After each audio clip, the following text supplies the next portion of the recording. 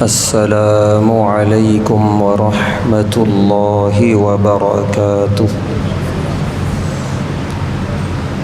الحمد للہ نحمده ونستعینه ونستغفره ونؤمن به ونتوکل علیہ ونعوذ باللہ من شرور انفسنا ومن سیئات اعمالنا من يهده الله فلا مضل له ومن يضلله فلا هادي له ونشهد أن لا إله إلا الله وحده لا شريك له ونشهد أن سيدنا ونبينا وحبيبنا ومولانا محمدا عبده ورسوله أما بعد، قال الله تبارك وتعالى في القرآن الكريم: أعوذ بالله من الشيطان الرجيم، بسم الله الرحمن الرحيم، والفجر وليال عشر والشفع والوتر، صدق اللہ العظیم۔ تمام تعریفوں کے لائق اللہ تبارک و تعالیٰ کی ذات ہے، جس کا کوئی شریک نہیں، جس کا کوئی ساجی اور ہمسر نہیں، جو ہمیشہ سے ہے اور ہمیشہ رہے گا۔ بے شمار درود و سلام نازل ہوں اللہ تبارک و تعالیٰ کے آخری پیغمبر جناب محمد الرسول اللہ صلی اللہ علیہ وسلم پر اور آپ کے تمام اصحاب اور اہل بیت پر۔ محترم حضرات، جیسا کہ ہم سب جانتے ہیں کہ جو ایام ہم پر سایہ فگن ہیں، یعنی ماہ ذی الحجہ کا پہلا عشرہ، یہ انتہائی خیر والے برکتوں والے ایام ہیں۔ دن بھی بابرکت اور راتیں بھی بابرکت۔ جو آیات میں نے ابھی خطبے میں پڑھی ہیں سورہ فجر کی آیات ہیں، جن آیات میں اللہ تعالیٰ نے انہی ایام کی مبارک راتوں کی قسم کھائی ہے۔ فرمایا والفجر، قسم ہے فجر کے وقت کی۔ پھر فرمایا ولیال عشر، قسم ہے 10 راتوں کی۔ حضرت عبداللہ بن عباس رضی اللہ تعالی عنہما فرماتے ہیں کہ یہ 10 راتوں سے مراد ماہ ذی الحجہ کی ابتدائی 10 راتیں مراد ہیں۔ آگے فرمایا والشفع والوتر، کہ یہ جو 10 دن ہیں 10 راتیں ہیں، اس میں طاق کی بھی قسم ہے اور جفت کی بھی قسم ہے، یعنی وہ بھی جو بے جوڑ ہیں اور وہ بھی جو جوڑ والے ہیں۔ یعنی ماہ رمضان کا آخری عشرہ جب آتا ہے تو جو لیلۃ القدر تلاش کرنے کا حکم دیا گیا تو صرف طاق راتوں میں 21ویں 23ویں 25ویں، اور جو جوڑ والا عدد ہے 22 24 26، اس میں لیلۃ القدر کے تلاش کا حکم نہیں ہے۔ لیکن جب ان راتوں کی اللہ نے قسم کھائی تو دونوں عدد کی قسم کھائی کہ اس میں جو بے جوڑ ہیں 1 3 5 7 وہ بھی بابرکت ہیں، اور جو جوڑ والی راتیں ہیں 2 4 6 8 وہ بھی بابرکت ہیں۔ تو خلاصہ یہ نکلا 1 تاریخ سے لے کر 10 تاریخ تک تمام راتیں بابرکت ہیں۔ تو یہ وضاحت، اور وہ بھی وضاحت اللہ نے فرمائی قسم کھا کر، والشفع والوتر۔ یہ اصول ہے کہ اللہ تبارک و تعالیٰ جب قرآن کریم میں قسم کھاتے ہیں تو اس چیز کی اہمیت اور فضیلت کو بتانا مقصود ہوتا ہے۔ تو اللہ تعالیٰ یہاں قسمیں کھا کر بتا رہے ہیں۔ پہلی قسم کھائی اللہ نے فجر کی، والفجر، اور یہ فجر سارے سال کی فجر مراد ہے، صرف یہ ابتدائی 10 دن کی نہیں، ماہ ذی الحجہ کی، کیونکہ فجر کا وقت اپنی جگہ بڑا مبارک وقت ہے، بڑا رحمتوں برکتوں والا وقت ہے۔ پیارے نبی صلی اللہ علیہ وسلم نے فرمایا اس وقت رزق اترتا ہے اللہ کے پاس سے، لہذا جو فجر کے وقت اٹھتے ہیں، اللہ کی عبادتیں کرتے ہیں، اللہ کے ساتھ راز و نیاز کی باتیں کرتے ہیں، ذکر و اذکار کرتے ہیں، دعائیں کرتے ہیں، وہ اللہ کے رزق کے مستحق قرار پاتے ہیں۔ اور جیسا کہ احادیث میں اشارہ ملتا ہے کہ رزق کا مطلب صرف یہی نہیں روپیہ اور پیسہ، بے شک یہ بھی رزق ہے۔ رزق یہ بھی ہے کہ آدمی کو اچھی صحت مل جائے، رزق یہ بھی ہے کہ آدمی کو سکون اور اطمینان والا گھر مل جائے، رزق یہ بھی ہے کہ آدمی کو اطاعت گزار فرما بردار اولاد مل جائے، رزق یہ بھی ہے کہ اس کا کاروبار اور اس کی تجارت خسارے سے محفوظ رہے، یہ سب کا سب رزق ہے اس کے لیے۔ تو یہ سارے رزق کے فیصلے اللہ تبارک و تعالیٰ کی طرف سے فجر کے وقت میں ہوتے ہیں، اور فیصلے ہوتے بھی ہیں اور رزق اترتا بھی ہے۔ تو اس لیے پہلی قسم اللہ نے کھائی ہے والفجر، قسم ہے فجر کے وقت کی۔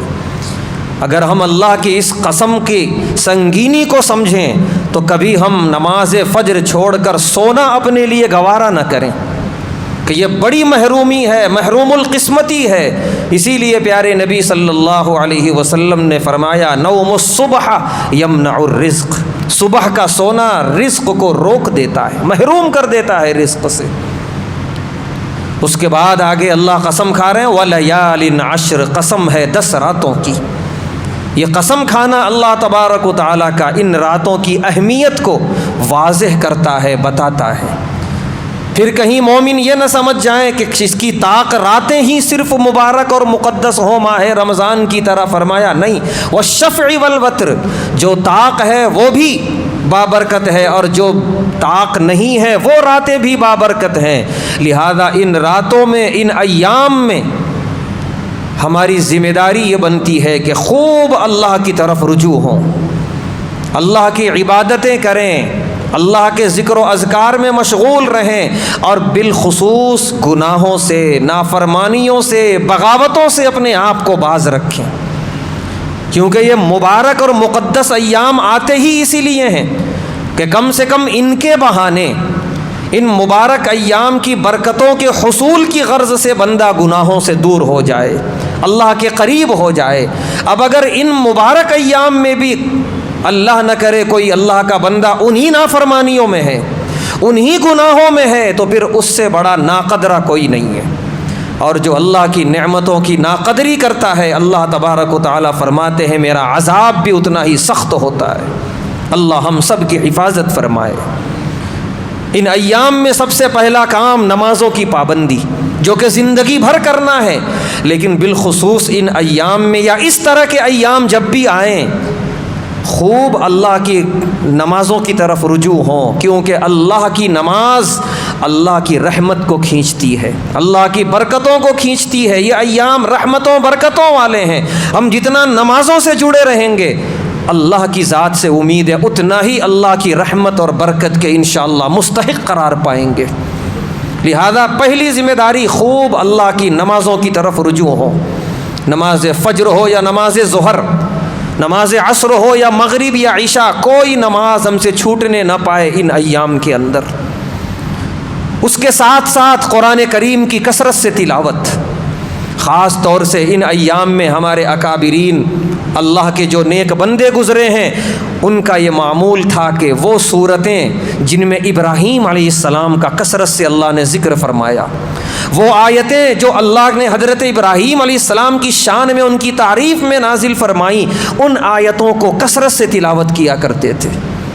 ویسے تو پورا قرآن کریم بابرکت ہے، ہم جہاں سے پڑھیں اللہ کی توفیق ہے یہ، لیکن اگر ہو سکے تو ہم سورہ ابراہیم، جو خود ایک سورہ ہے ابراہیم علیہ السلام کے نام کی، اس سورہ کی تلاوت کریں۔ اس کے علاوہ اور بھی بہت سارے مقامات پہ اللہ تعالیٰ نے بڑی طویل آیتوں میں حضرت ابراہیم علیہ السلام کا ذکر فرمایا ہے، ہم ان آیتوں کی کثرت سے تلاوت کریں، اور اگر اللہ نے توفیق دی اس کا ترجمہ اور اس کا مفہوم سمجھنے کی کوشش کریں، تاکہ ہمیں ان دنوں کا اندازہ ہو یہ کیوں یہ دن اتنے بابرکت ہیں۔ کیا اللہ نے وہ چیز رکھی تھی حضرت ابراہیم علیہ السلام کے اندر کہ وہ دنیا سے گئے ہوئے صدیاں گزریں، لیکن آج بھی وہ زندہ ہیں ہمارے دلوں میں، آج بھی وہ زندہ ہیں تمام اقوام کے دلوں میں۔ ایک ایسی شخصیت ابراہیم علیہ السلام جن کو اللہ نے متفق علیہ بنایا ہے، یہودی بھی کہتا ہے ہمارے ہیں، عیسائی بھی کہتا ہے ہمارے ہیں، ہم مسلمان بھی کہتا ہے ہمارے ہیں۔ کیا وجہ تھی آخر؟ کون سی کشش اللہ نے رکھی تھی؟ جب ہم ان آیتوں کے معانی اور مفہوم کو سمجھیں گے، حضرت ابراہیم علیہ السلام کی اہمیت سمجھ میں آئے گی، حضرت ابراہیم علیہ السلام کی اہمیت سمجھ میں آئے گی، پھر اس کے بعد ان ایام کی اہمیت سمجھ میں آئے گی۔ ان ایام کی اہمیت سمجھ میں آئے گی تو پھر ہم اللہ کی رحمتیں برکتیں لوٹنے والے بنیں گے، اس کی ناقدری سے اپنے آپ کو ہم ضرور بچائیں گے۔ تو ان ایام میں ہم کثرت سے قرآن کریم کی تلاوت کریں۔ اس کے بعد ان ایام میں تکبیر اللہ کو بے حد پسند ہے، اسی لیے ماہ ذی الحج کا چاند نظر آ جانے کے بعد صحابہ کرام کا یہ معمول ملتا ہے کہ وہ اپنے معمول اور مصروفیات میں مصروف رہنے کے ساتھ ساتھ آہستہ آہستہ آواز میں تکبیر پڑھا کرتے تھے، اللہ اکبر اللہ اکبر، لا الہ الا اللہ واللہ اکبر اللہ اکبر وللہ الحمد۔ لہذا ان تکبیرات کو ہم اپنی زبان زد کریں،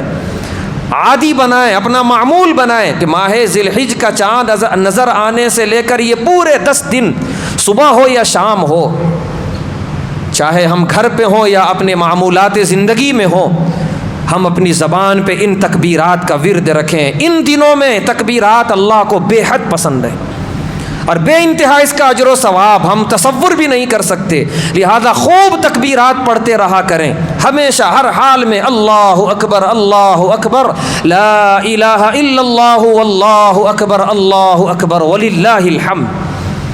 کیا وجہ ہے ان ایام میں تکبیرات اللہ کو بے حد پسند ہیں؟ وہی وجہ حضرت ابراہیم علیہ السلام، انہوں نے اللہ کی کبریائی بیان کی تھی ایک ایسے اندھیرے میں جب اللہ کا نام لینے والا کوئی نہیں تھا، جہاں وقت کے بادشاہ سے لے کر ایک معمولی رعایا تک ہر کوئی شرک میں کفر میں ڈوبا ہوا تھا۔ خود حضرت ابراہیم علیہ السلام کا پورا گھرانہ اور خاندان کفر اور شرک میں ڈوبا ہوا تھا۔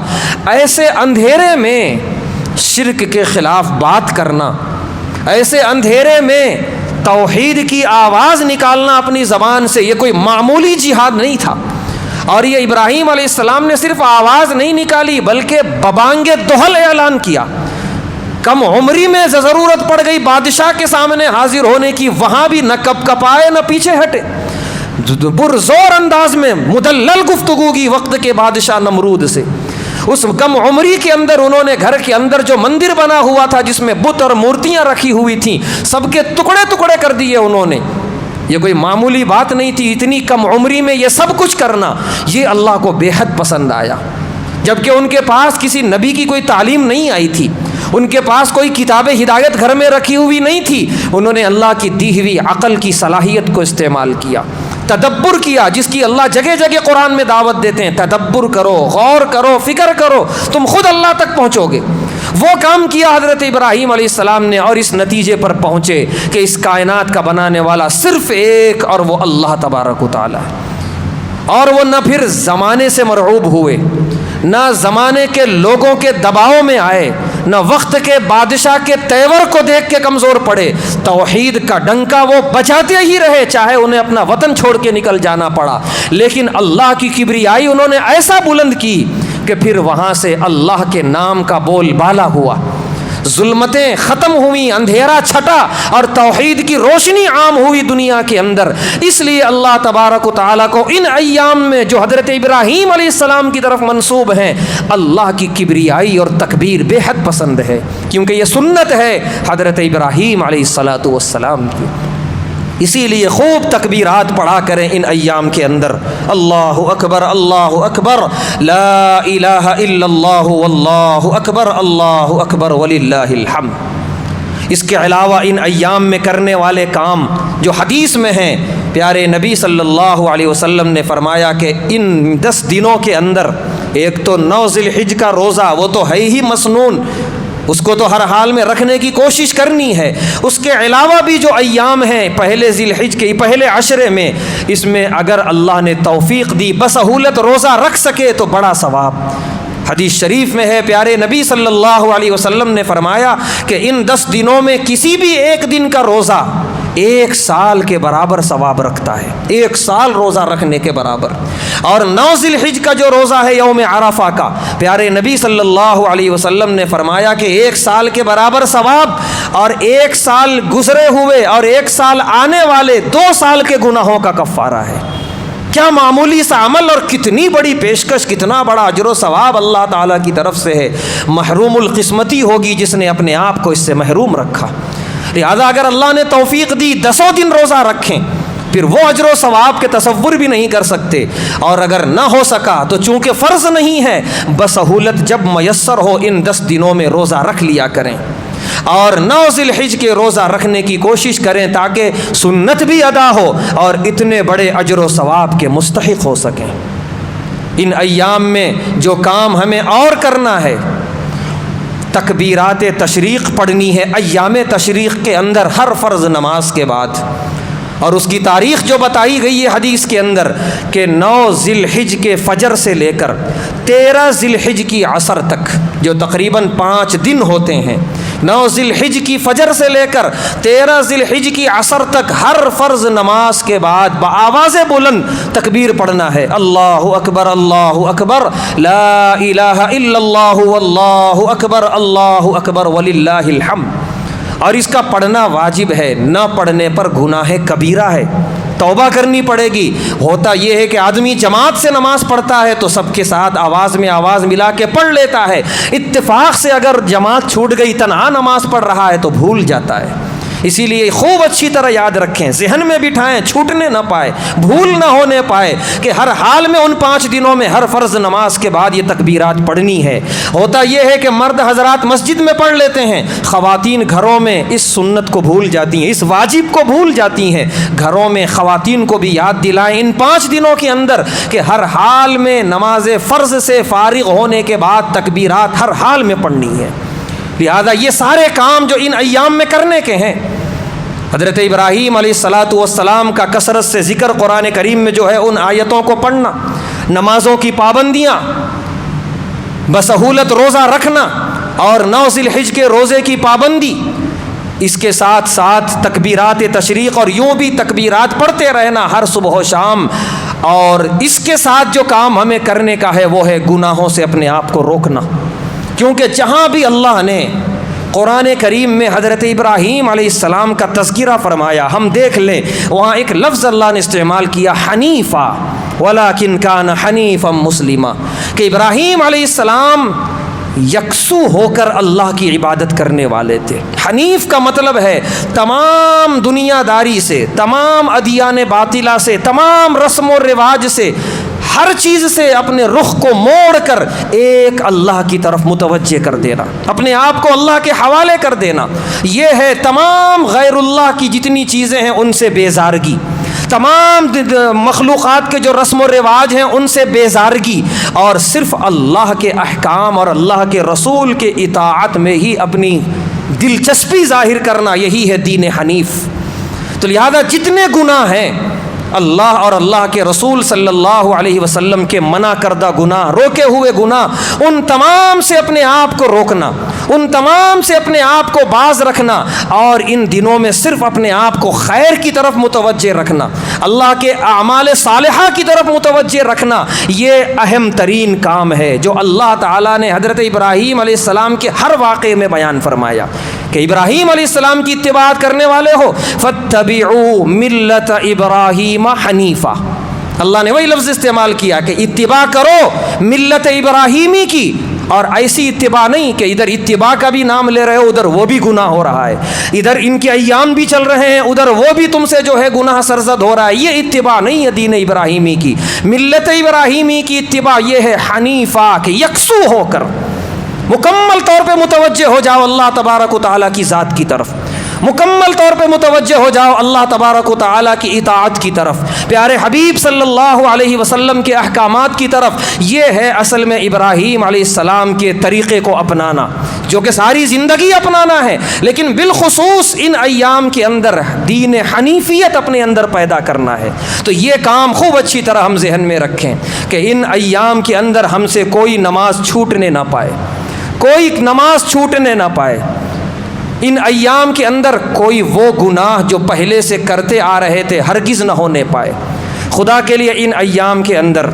اپنے آپ کو گناہوں سے روکیں۔ گانے سننے کے عادی تھے، دکانوں میں بیٹھ کے گانے، گاڑیوں میں بیٹھ کر گانے، خدا کے لیے اپنے آپ کو بچائیں۔ یہ ناقدری اچھی چیز نہیں ہے،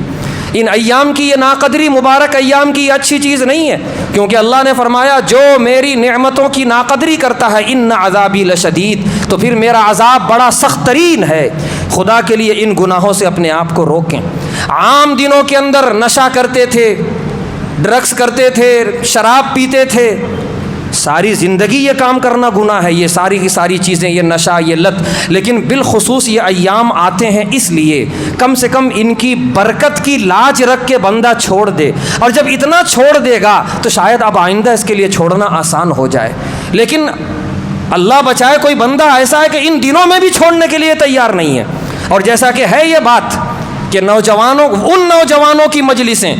جو انتہائی بیہودہ قسم کی ہیں، جو دین بیزار نوجوان ہیں، سارے نوجوانوں سے یہ بات نہیں کہی جا رہی ہے، وہ جو دین بیزار ہیں، جن کو نہ نمازوں سے مطلب، نہ دین الہی سے کوئی مطلب، نہ قرآن کریم کی تلاوت سے کوئی مطلب، راتوں کا ایک بڑا حصہ بلکہ پوری رات اپنی جو ہے بیہودہ مجلسیں سجائے رکھنا، اس میں نشہ وغیرہ کرتے رہنا۔ آج بھی نوجوان یہ کام کر رہے ہیں، چاہے وہ چاند نظر آئے ماہ ذی قعدہ کا، چاہے چاند نظر آئے ماہ ذی الحج کا، ان کو اس سے کوئی لینا دینا نہیں ہے۔ یہ اس سروئے زمین پر بدترین لوگ ہیں۔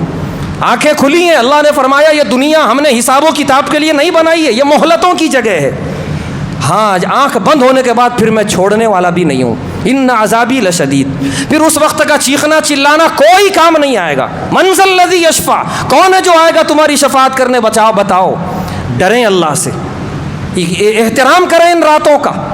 اور ویسے تو یہ گناہ ساری زندگی نہیں کرنا ہے، لیکن خدا کے لیے ان راتوں میں چھوڑ دیں تاکہ آئندہ کے لیے چھوڑنا آسان ہو جائے۔ چھوڑنے کی نیت سے چھوڑیں، دور کریں اپنے آپ کو ان چیزوں سے، ان برائیوں سے، ان لتوں سے، کہ یہ ڈرگس، یہ نشہ، یہ بہت بدترین چیز۔ پیارے نبی صلی اللہ علیہ وسلم نے نشہ کو فرمایا ام الخبائث، تمام خباثتوں کی جڑ ہے، کہ نشہ جسمانی بیماری میں بھی مبتلا کرتا ہے، نشہ اخلاقی بیماریاں بھی پیدا کرتا ہے، نشہ روحانی بیماریاں بھی پیدا کرتا ہے۔ جسمانی بیماری ہم سب جانتے ہیں، معالجین کا کہنا یہ ہے کہ جس آدمی کو نشے کی لت پڑ جاتی ہے اس کے جسم کا کوئی عضو محفوظ نہیں رہتا، ہر عضو پہ نشہ جا کے اثر کرتا ہے، صرف دماغ نہیں، دماغ سے لے کے پیر کے ناخن تک ہر کوئی، بلکہ بعض اعضاء پہ تو ایسا حملہ کرتا ہے کہ اس کو جان سے ہی مار دیتا ہے، پورا جسم کھوکھلا ہو جاتا ہے جو نشے کے عادی اور اس کی لت جنہیں پڑی ہوتی ہے۔ روحانی بیماری، پیارے نبی صلی اللہ علیہ وسلم نے فرمایا کہ اذا شرب الخمر حین یشرب وهو مؤمن، جب بندہ شراب پیتا ہے، نشہ کرتا ہے، وہ مومن ہی نہیں رہتا۔ پیارے نبی صلی اللہ علیہ وسلم نے صاف طور پہ فرما دیا۔ حضرت عبداللہ ابن عباس رضی اللہ تعالیٰ عنہما فرماتے ہیں اس حدیث کی تشریح میں کہ مومن نہیں رہنے کا مطلب یہ ہے کہ ایمان اس کے دل سے نکل کے زمین و آسمان کے بیچ میں معلق ہو جاتا ہے، جب تک توبہ نہ کر لے تب تک ایمان لوٹ کے پھر اس کے دل میں نہیں آتا۔ وہ دنیا والوں کی نظر میں مومن ہوتا ہے، وہ اس کا نام محمد سے شروع ہوتا ہے، وہ مسلمان گھر میں رہ رہا ہے، لیکن اللہ کی نگاہ میں اس کا ایمان اس کے دل میں نہیں ہے، زمین و آسمان کے درمیان معلق ہے جب تک توبہ نہ کر لے، اور اللہ نہ کرے اگر مر گیا تو پھر بتانے کی ضرورت نہیں ہے اس کی موت کس حال پر آئی۔ اتنے ناراض پیارے نبی صلی اللہ علیہ وسلم ان لوگوں سے جو شراب یا نشے کے عادی ہوتے ہیں۔ اخلاقی بیماری، آدمی بد زبان ہو جاتا ہے، بد اخلاق ہو جاتا ہے، معاشرے میں اس کا مقام ایک جھگڑالو شخصیت کی طرح ہوتا ہے، گھروں میں آ کے لڑائیاں کرتا ہے، طلاق کی نوبت آتی ہے، اور ہر اخلاقی برائی اس کے اندر ہوتی ہے، وہ قاتل بھی بن جاتا ہے، وہ رہزن بھی بن جاتا ہے، وہ ڈاکو بھی بن جاتا ہے، وہ ساری برائیاں کرتا ہے کیونکہ وہ نشے کا عادی ہے۔ تو یہ چیز ہر حال میں چھوڑنا ہے، لیکن بالخصوص وہ نوجوان جو اس طرح کی بری مجلسوں کے عادی ہیں ان سے گزارش ہے کہ خدا کے لیے ان ایام کی قدر کرتے ہوئے ان سے اپنے آپ کو دور رکھیں۔ اللہ کے منظور نظر بنے، اللہ کے محبوب بنے۔ یہ چند روزہ جو زندگی ہے اس میں کچھ اعمال صالحہ اپنے نامہ اعمال میں ذخیرہ کر لیں تاکہ کل میدان آخرت میں کام آئے، ورنہ وہاں کچھ بھی کام آنے والا نہیں اگر اعمال لے کر ہم نہیں گئے۔